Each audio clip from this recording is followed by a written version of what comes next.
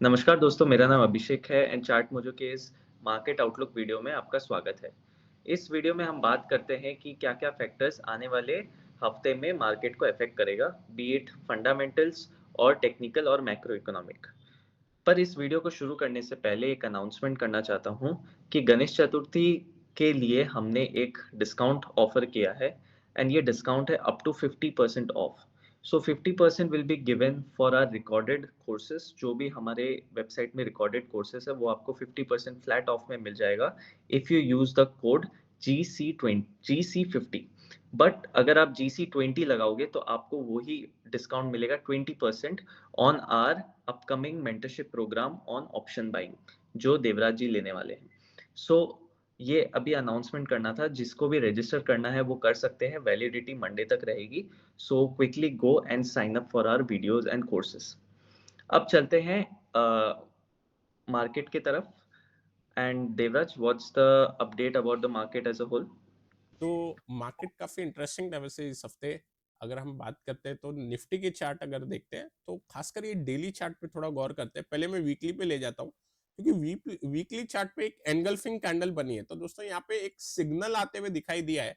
अभी एक साइडवेज जैसा मार्केट तो एक्सपेक्टेड था, लेकिन फ्राइडे के दिन क्या हुआ, फ्राइडे के दिन अगर हम स्मॉलर टाइम फ्रेम में जाएंगे 15 मिनट के टाइम फ्रेम पे, तो जिस तरीके से निफ्टी ने अपने स्ट्रॉन्ग सपोर्ट को तोड़ दिया। तो सबसे पहला सपोर्ट क्या था स्ट्रॉन्ग निफ्टी का, वो था इसका ऑल टाइम हाई लेवल। ये ऑल टाइम हाई लेवल तोड़ा निफ्टी ने। उसके बाद सेकंड इंपॉर्टेंट सपोर्ट जो था वो था 24,975। ये भी तोड़ दिया, एक एक ही गो में तोड़ा। और इसके बाद निफ्टी का जो इंपॉर्टेंट एरिया था जो कि गैप फिल था, ये गैप फिल को भी तोड़ के एक बार सस्टेन करने की कोशिश की, लेकिन बंद फिलहाल ऊपर हो गए। तो ऐसा लग रहा है कहीं ना कहीं निफ्टी ने जो डाउ के अंदर वीकनेस बनी फ्राइडे के दिन, उस हिसाब से निफ्टी ने भी एडजस्ट किया। लेकिन अभी इस चीज का असर जो पड़ेगा मार्केट के अंदर, उससे थोड़ा कॉशियस व्यू बनेगा और हमारा बायस जो रहेगा मार्केट पे, निफ्टी पे ओवरऑल अब न्यूट्रल हो जाएगा बायस काफी समय के लिए, जब तक हमारे लिए ऊपर के लेवल नहीं ब्रेक होते। तो ऊपर पे कौन सा लेवल ध्यान रखेंगे हम, 25,250 के लेवल के ऊपर की क्लोजिंग अगर मिलेगी तो हम उसे एक अच्छा लेवल मानेंगे। अब दोस्तों नीचे की बात करें, अब कहां तक नीचे जा सकता है, तो दोस्तों सबसे इंपॉर्टेंट बात यह है कि हम जो है एक साइडवेज बैंड में फंसे हुए हैं। ये ब्रॉडनिंग पैटर्न का टॉप जो आ रहा था बन के, वो 25,750 के आसपास आता था, वहां तक नहीं पहुंचे, लेकिन उससे पहले थोड़ा रिवर्सल देखने मिला है। अब ये रिवर्सल में डाउन साइड पे नेक्स्ट जो इंपॉर्टेंट लेवल बनेगा, मेरे हिसाब से आपको 24,500 की ओर एक बार ध्यान देना होगा। तो अभी नीचे पे कल का लो, मतलब फ्राइडे का लो इंपॉर्टेंट बन गया है, और फ्राइडे का लो जैसे ही टूटेगा 24,800, आपका ये लेवल जैसे ही ब्रीच होगा नीचे के साइड, तो हमें 24,650 के लेवल ओपन होते हुए दिखाई देंगे, और उसके बाद 24,500 एक मैक्स, यहां तक हम मानेंगे। वैसे ओवरऑल बात करें, डाउ का मार्केट गिरा है। डाउ के अंदर भी एक बार मैं ले चलता हूँ चार्ट के ऊपर। ये जो डाउ है, ये जो फॉल किया है, ये डेटा के कारण, अगेन वहां पे जो नंबर्स आए थे काफी इंपॉर्टेंट नंबर्स थे अनएम्प्लॉयमेंट के और न्यू जॉब एडिशन के, तो जो उनकी ग्रोथ है नई जॉब एडिशन उनकी, उसमें काफी स्लोनेस है, उसके वजह से आपको ये इम्पैक्ट देखने मिलेगा। अच्छा, इम्पैक्ट कहाँ पे देखने मिला, इसके अलावा ब्रेंड पे आपको इम्पैक्ट देखने मिलेगा। हम ब्रेंड पे भी अगर जो हमारे डेली वीडियो देखते हैं, हम लोग एक बार स्टडी कर रहे थे चार्ट पे 70 का लेवल उम्मीद कर रहे थे दोस्तों। लास्ट के फ्राइडे के सेशन के अंदर ब्रेंड पे भी 70 का लेवल 70.45 या 70.5 पे आ गया है। तो मेरे हिसाब से अब ब्रेंड क्या करेगा, अब ब्रेंड ना एक बार रीटेस्ट करने जरूर जाएगा दोस्तों। यहाँ पे मुझे क्या लगता है कि 70 का जो लेवल था वो इंपॉर्टेंट इसलिए था क्योंकि इसके जो पुराने सपोर्ट थे वो लगभग 70 के आसपास आ रहे थे। आप ये चीज देखिए, यहाँ पे 70 से 71.5, तो ये जो क्लस्टर था यहाँ पे हमें देखने मिला, क्योंकि एक सिमेट्रिकल ट्रायंगल का लोअर सपोर्ट ऊपर जाता रहता है जैसे ट्रायंगल बनता है, लेकिन उसके जो स्विंग्स थे वो नीचे ही रहते हैं। तो वो स्विंग्स की वजह से एक बार के लिए यहाँ पे एक अपसाइड रीटेस्ट देने जरूर जा सकते हैं। तो 70 का जो हम सोच रहे थे लेवल आया है, अब एक रीटेस्ट की अपॉर्चुनिटी बन सकती है। तो उसके लिए $72 के ऊपर अगर ब्रेंट निकलेगा तो वो एक चीज दिखाई देगी। अब ये असर क्यों देखने मिला, क्योंकि डाउ के अंदर फॉल था, थोड़ा फियर है कि थोड़ा हार्ड लैंडिंग ना हो जाए। पर इसके बारे में भी हमने वीकली वीडियो में डिस्कस किया हुआ है। अब दोस्तों डाउन नीचे आया, डाउन नीचे कहां तक आ सकता है? ये चैनल के लोअर सपोर्ट तक आ सकता है इस फॉल के अंदर। तो लोअर सपोर्ट आपका 39,100 के आसपास आता है। तो इससे अब क्लियर ये हो जाता है कि मार्केट के अंदर माइनर नेगेटिव टू साइडवेज वाला बायस बन जाएगा। मिड कैप की अगर मैं बात करूं तो यहाँ पे फिलहाल कंसोलिडेशन है मिड कैप के अंदर भी, और इसको हम हेल्दी कंसोलिडेशन ही बोलेंगे फिलहाल के लिए। मिड कैप यहाँ से अगर ब्रीच करेगा तो मैक्सिमम मैं एक बार सोच रहा हूँ कि 57,750 और 57,000 के आसपास जाके ये भी अटकना चाहिए। सो ओवरऑल एक शब्द में अगर हम बोले कि मार्केट कैसा रहेगा, तो मार्केट रेंज बाउंड, थोड़ा चॉपी हो सकता है। बैंक निफ्टी भी एक ब्रीच दे रहा है, और ये जो ब्रॉडनिंग पैटर्न का रेजिस्टेंस लाइन है, आप देखिए ये जो रेजिस्टेंस लाइन बन के आई थी उसी को सपोर्ट की तरह होल्ड कर रहा है।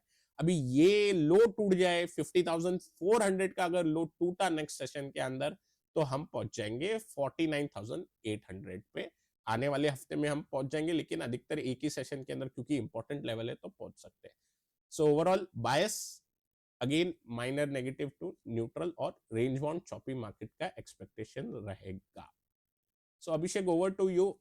वैसे टेक्निकली आउटलुक तो है थोड़ा संभल के, और लास्ट की 3-4 अगर जो हमारे यूट्यूब वीडियो देख रहे कमेंट्री में थोड़ा सा साइडवेज हम बोल रहे थे, और अभी एक ब्रेकडाउन मिला है। तो apart from this any other news?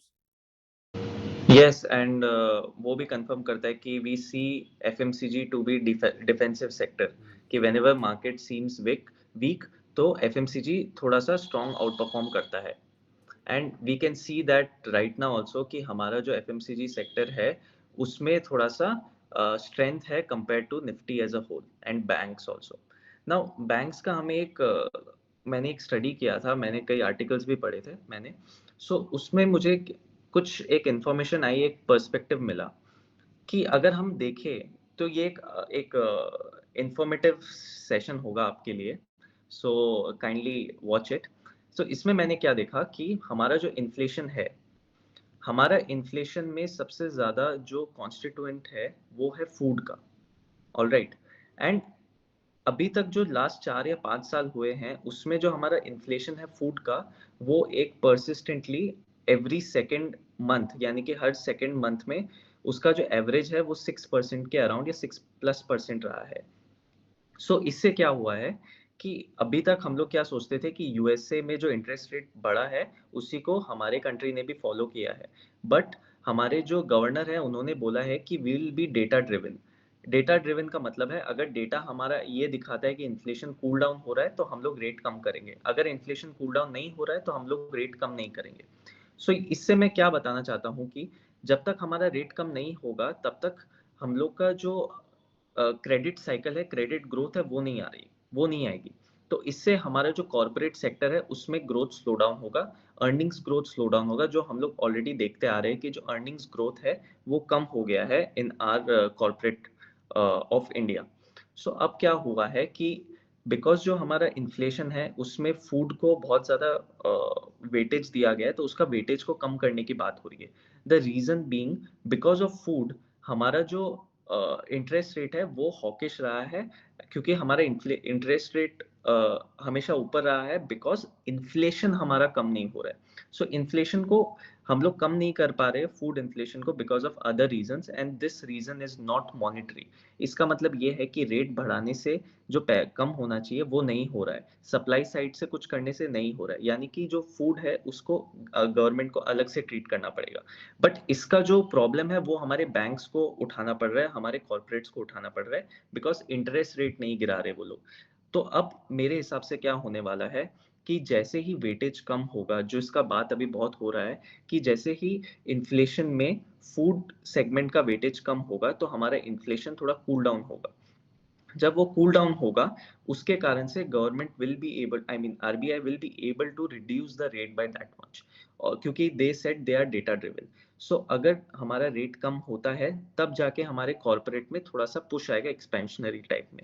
सो अभी तक जो हम देख रहे थे कि बैंक हमारा काफी अंडर परफॉर्म किया है, वो उसका मेन रीजन इज दिस कि हमारे तरफ में क्रेडिट साइकिल में थोड़ा प्रॉब्लम आ रहा है टुवर्ड्स कॉर्पोरेट साइड।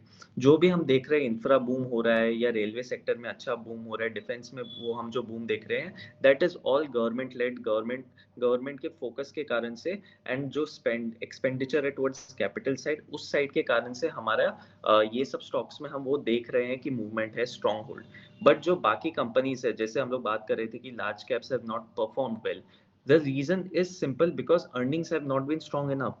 अर्निंग्स अगर स्ट्रांग होगी तो वो परफॉर्म करेंगे, पर अर्निंग्स उतना स्ट्रांग नहीं रहा है। और अर्निंग्स को स्ट्रांग करना बहुत जरूरी है because we are moving away from an agri driven economy towards other economy. To now we are focusing on manufacturing, we are focusing on service. And इस चीज पे अगर अपने को फोकस करना है तो हमारा जो इन्फ्लेशन का डेटा है वो भी इस चीज पे अहमियत देना पड़ेगा। तभी जाके गवर्नमेंट जो आई मीन आरबीआई है वो प्रॉपर रेट साइकिल को जज कर पाएंगे एंड उसी हिसाब से हमारा क्रेडिट साइकिल भी होगा। So they are taking care of it right now, let's see what happens. But I expect कि फूड का जो वेटेज है वो कम किया जाएगा, जिसके कारण से इन्फ्लेशन कम होगा एंड फिर रेपो रेट में हम कट देख सकते हैं। That is the expectation from my and. तो बात करेंगे कि फिर जैसे फेड जैसे वहां पे रेट कट करेगा एग्रेसिवली, तो हमारी गवर्नमेंट फिलहाल थोड़ा डेटा देखेगी। इसका मतलब ये निकल रहा है कि थोड़ा डेटा डिपेंडेंट ज्यादा रहेंगे। मतलब ये अगर सीपीआई अगर कम होगा तो फिर थोड़ा ज्यादा सोचेंगे, मतलब एग्जैक्टली मिमिक नहीं करेंगे कहीं ना कहीं। जैसे रेट बढ़ाने से पहले हमारे इधर रेट बढ़ गए थे, एक सरप्राइज आरबीआई मीट हुई थी और फिर हमारे इधर रेट बढ़ गए थे उनके रेट बढ़ाने से पहले। लेकिन अब जब वो कम करेंगे तो हमारे इधर ये सब चीजें देखने होंगी। तो अच्छी एक इंसाइट मिली हमें, और इस चीज का फिर असर आपको कॉर्पोरेट जो कैपिटल एक्सपेंशन का जो अपना कैपेसिटी एक्सपेंशन करते हैं उस पर भी एक असर देखने मिलेगा, जो कि एक अच्छा व्यू पॉइंट है। अब बैंक्स तो अंडर परफॉर्म कर रहे हैं, जैसे आप बोल रहे थे कि बैंक्स जो है वो भी एक, अगर हम चार्ट देखें in comparison to Nifty, higher higher low बना रहे हैं, लेकिन काफी फ्री मूवमेंट नहीं है बैंक्स की, जो कि होनी चाहिए थी, जो हम बुल मार्केट में देखते हैं। तो इससे ये Yeah, ट्रेंड भी दिखता है। Yes yes. number also speaks for it because 30% is the return on Nifty, whereas 15% is the return on banks. तो हाँ। वो दिखा रहा है कि there is some issue with Nifty bank. Okay, तो इसका मतलब ये होगा कि अगर फिर हमारा रेट कट कट जो रेट के जो साइकिल है, जैसे कट का जब भी हमारा स्टार्ट होगा रेट कट करना, तो यहाँ पे फिर बैंक्स को फायदा मिलना चाहिए, right? Yes, now the thing is ये थोड़ा कॉम्प्लिकेट हो जाता है बिकॉज अभी तक बिकॉज गवर्नमेंट ने रेट कट का कुछ किया नहीं, सो नाउ इट बिकम्स कि थोड़ा सा लेगार्ड हो गया इन द सेंस कि कॉर्पोरेट के जो क्रेडिट्स है वो ऑलरेडी थोड़े लो हो चुके हैं। जो हमारा अगर आप बाकी इन्फ्लेशन देखो वो कूल डाउन हो गया है, तो एक तरह से उसे रिवाइव करने की जरूरत होगी। And now if you see if the world market itself is low, तो उस समय जो रेट कट होगा उससे जो डिमांड है वो आने का, तो वो एक उतना ही थोड़ा टफ और चैलेंजिंग हो जाएगा मार्केट के लिए, बैंक्स के लिए वो डिमांड को रिवाइव करना। So let's see what happens. Our economy is strong enough, हमारा फिस्कल भी बहुत कंट्रोल में है and everything is going good, so it should work for the banks. But let's see what happens. Okay, तो काफी अच्छा अपने को पर्सपेक्टिव मिला ओवरऑल कि ग्लोबली क्या चल रहा है रेट के रिगार्डिंग। और सेकेंड चीज, वैसे स्टॉक के ऊपर अगर हम चार्ट स्टडी की बात करें, तो फिलहाल इस हफ्ते ना हम चार्ट स्टडी को थोड़ा एक बार के लिए अवॉइड करेंगे, क्योंकि मार्केट जो है वो थोड़ा साइडवेज चॉपी हो सकता है। By the way bank Nifty पे हम ये सोच रहे थे कि नीचे उतना जाएगा नहीं, आई मीन 51 पे होल्ड हो जाएगा, लेकिन वो चीज हमारी गलत हो गई। ये डेली वीडियो में हम डिस्कस कर रहे थे, डेली वीडियो के अंदर, कि यार 51 के नीचे शायद ना जाए। लेकिन जिस हिसाब से निफ्टी के साथ बैंक ने भी एकदम सारा दिया है, और जैसा अभिषेक भी बोल रहे हैं कि ओवरऑल इस हिसाब से चल रहा है मार्केट के अंदर, कैपिटल इंटरेस्ट लोन ग्रोथ थोड़ा कम है क्या बड़े फर्म्स के तरफ, तो उस चीज का थोड़ा असर देखने मिल सकता है। अब बाकी देखा जाए तो चार्ट स्टडी पे एज सच लार्ज कैप पे ही फोकस रहेगा, लेकिन ओवरऑल चार्ट स्टडी पे कोई स्पेसिफिक काउंटर नहीं है। सेक्टर में केमिकल सेक्टर अच्छा परफॉर्म कर रहे थे लास्ट फ्राइडे, शायद वो आगे थोड़ा टाइम तक करते भी रहेंगे। Abhishek, anything to add? Yeah, and chemical bhi kar raha tha, and pharma also, as we can see, is doing good. Okay. So we can see that three sectors are currently doing better than the market. It is FMCG, pharma, and chemicals. तो okay. अगर अपन pharma देखे, so there is catalyst that is playing along कि pharma इतना अच्छा क्यों कर रहा है हमारा. The reason is America again. So America में एक चीज हो रही है कि जो भी चाइनीज कंपनीज है उन पे थोड़ा सा इंफॉर्मेशन, जो हमेशा होता है कि इंफॉर्मेशन के कारण से उनके बीच में एक तरह की कोल्ड वॉर जैसी हो जाती है, उसके कारण से उन कंपनीज पे बैन लग सकता है। ओह! अगर चाइनीज़ कंपनीज़ पे बैन लगेगा तो Indian companies are sufficient enough to fill the demand because they are doing really good. So अगर वो होता है, सो उस चक्कर में हमारा जो फार्मा इंडेक्स है वो बढ़ रहा है। दूसरी तरफ पेटेंट्स, जो पेटेंट का एक क्लिफ है, वो क्लिफ जैसा बन गया है कि पेटेंट्स आएँगे और फिर बाय 2032 वो एक्सपायर सा हो जाते हैं। वो पेटेंट एक्सपायर होने का मतलब है कि जो जिसने वो फ़ॉर्मूला बनाया है, after a certain period of the patent, उसको मार्केट में वो फ़ॉर्मूला बताना पड़ता है सबको। ताकि फिर जेनेरिक दवाइयाँ जो होती है वो चीप इसलिए होती है क्योंकि फ़ॉर्मूला ऑलरेडी रहता है, उनको सिर्फ़ वो बनाना होता है। तो वो चालू हो जाएगा and Indian companies are known to make cheap generic medicines. अगर ये पेटेंट साइकिल जैसा है जो अभी प्रेडिक्शन है, उस हिसाब से यही होने वाला है कि वो एक पेटेंट साइकिल है वो कम हो जाएगा एंड जेनेरिक कंपनीज को बहुत फायदा होने वाला है आगे जाके। सो ये दो तीन चीजें हैं जो कैटलिस्ट की तरह प्ले कर रही है in the pharma segment and that's why they are doing good. So इस चीज पे हमारा नजर रहेगा एंड ऐसा भी होता है क्योंकि अगर कुछ अच्छा करने लग जाता है तो we try to find reasons कि अच्छा क्यों कर रहे हैं, so then we find 2-3 reasons for this. So this might also be one of those cases, but even in this segment, in this scenario, our pharma segment is doing good because of the obvious tailwinds there is in the market, which again goes to China and second is patents. ये दो चीज के कारण से हमारा pharma अच्छा कर रहा है। वैसे चार्ट पे भी दिखाई दे रहा है clearly, higher high, higher low, individual component पे भी लाइफ टाइम हाई। सारे फार्मा काउंटर मोस्टली अपने लाइफ टाइम में मल्टी ईयर हाई पे है। जो नहीं है तो वहाँ पे अपॉर्चुनिटी बन सकती है। लेकिन अभी यहाँ पे हायर हायर लो में एक छोटे नैरो उसमें चले गए, मतलब एक रनिंग करेक्शन टाइप ही है। ये ट्रेंड लाइन इंपॉर्टेंट हो जाएगी फिर अगर बड़ा कुछ करेक्शन आ जाए, मतलब डाउ भी फिर मंडे के फ्यूचर्स ज्यादा नीचे स्लाइड डाउन करते हुए दिखाई दिए, थोड़ा बहुत यहाँ पे भी इम्पैक्ट पड़ेगा। लेकिन ये पॉइंट अच्छा है जो अभिषेक ने बताया भी कि ओवरऑल फार्मा के अंदर जो चाइना वाला एंगल है काफी बड़ा बन सकता है। तो इंडियन कंपनी की कैपेसिटी भी है तो ये एडवांटेज लेने को तैयार हो जाएंगे, तो काफी एक अच्छी अपॉर्चुनिटी रहेगी यहाँ पे। और जैसा एफएमसीजी देख रहे थे, निफ्टी एफएमसीजी भी अच्छा ऊपर दिख रहा है ये फॉल के ना। वैसे अगर देखा जाए तो इकोनॉमी साइकिल और कैपिटल साइकिल को देखोगे तो जब भी अर्ली रिसेशन की बात आती है तो निफ्टी एफएमसीजी सेफ हेवन की तरफ मार्केट का फ्लो बढ़ता है। तो उस हिसाब से निफ्टी एफएमसीजी भी दिख रहा है होल्ड होते हुए हायर लेवल पे। निफ्टी एफएमसीजी पे भी अगेन इंपॉर्टेंट लेवल 62,000 का रहेगा। आई थिंक उसके नीचे जाएगा तो दिक्कत आएगी। इसके अलावा आई थिंक ओवरऑल थोड़ा बहुत कॉशियस रहेंगे, नया उसमें नहीं देखेंगे। एनीथिंग टू ऐड फर्दर और is it it's done? Okay. तो आई गेस दोस्तों, जैसा अभिषेक ने आप सभी को बताया था स्टार्ट ऑफ द वीडियो में कि ये सेल में पार्ट लेने के लिए आप कोड का इस्तेमाल कीजिए एट द चेकआउट पेज, जिससे आपको बेनिफिट मिलेगा। आई होप कि आपको ये वीडियो पसंद आया होगा। पसंद आए तो लाइक करें, नए हमारे चैनल पे सब्सक्राइब करना ना भूले। Till then take care, we will meet you in the next weekly video.